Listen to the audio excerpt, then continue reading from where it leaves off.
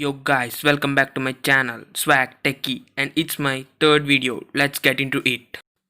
Today we are going to sort out whether the triple camera setup or the quad camera setup is useful for a smartphone in the premium and budget segment. So let's get into the video. Because of the hype and craze in the market, the budget phones also manufacturing and started bringing the triple and quad camera setup.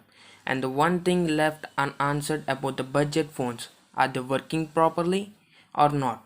Comment down your opinion below.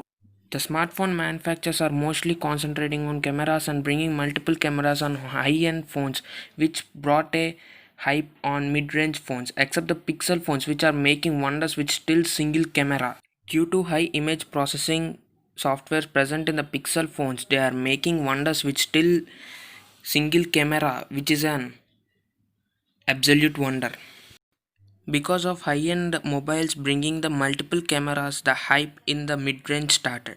The smartphones also bringing multiple cameras, which are not so useful up to my mark. Because of the 2MP macro lens or 2 or 5MP wide angle lens, they cannot make much wonders and the image quality gets blushed.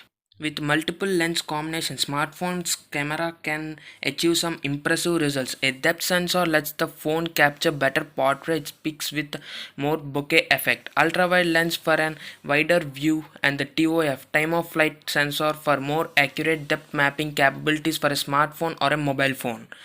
It brings great results. Some smartphones also employ a telephoto lens where the focal length is double than the primary lens with 2x zoom. Some smartphones bring up to 10x digital zoom without loss by using a periscopic lens. For example, Realme X3 Super Zoom at the rate of 30K.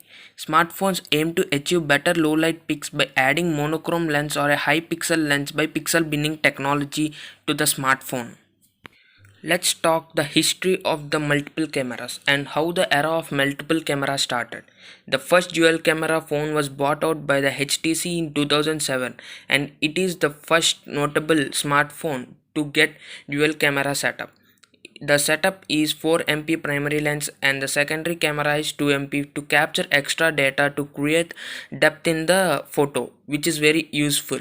After the HTC, LG also adopted the dual camera setup in 2016 with LG G5, as it featured with the camera setup 16MP main sensor and 8MP ultra wide to grab wide picturization. Huawei also came up with a dual camera setup in 2016 with Huawei P9, where it used a standard RGB lens and second lens was monochrome sensor for black and white photos. However, the dual camera setup grabbed public attention by iPhone 7 Plus with 12MP plus 12MP, where the secondary lens 12MP is a telephoto lens with 2x optical zoom, and Apple also gave the depth effect like HTC by using data from both the lenses. After the Samsung also bought dual camera setup with Samsung A9. As the year passing away, the quad camera era also arrived. Many mid-range and premium range smartphones bought quad camera setup to their phones. Talking about the triple and quad camera setup in mid-range smartphones, the budget smartphones started using multiple cameras like premium phones, and by the end of the 2018, the single rear camera wasn't popular. At the starting, they could add up 2MP or 5MP of depth sensor, however, the edge detections remained a problem. The second camera didn't bring any improvements, but it's a trick to attract new customers. By increasing the number of cameras, the manufacturer starting the value of the phone and the extra cameras are like showed to the new phones. In 2019, the budget smartphones jumped into triple camera without solving the problem of dual camera, and the third camera is wide angle camera. The problem is having a triple camera setup is good, but the ultra wide lens should also work properly.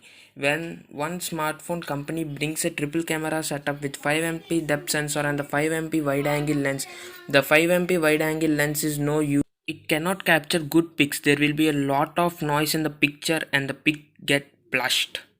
In the mid-range smartphones, the chipset do not have the enough power to process the pics, but there is an example where the 16MP Sony IMX519 sensor is used in OnePlus 60, a flagship mobile. It brought a brilliant photographs and results, but when the same lens is used in the mid-range smartphones, it did not bring much good results because the mid-range chipset do not have the enough power to process the pics so as good as the flagship does. Having an extra camera sensor that doesn't give desired result is just like a bloatware. It's good to have a multiple camera setup, but the camera should work perfect in the mid-range smartphones. If you like my explanation, do like, share and subscribe, and don't forget to click the bell icon.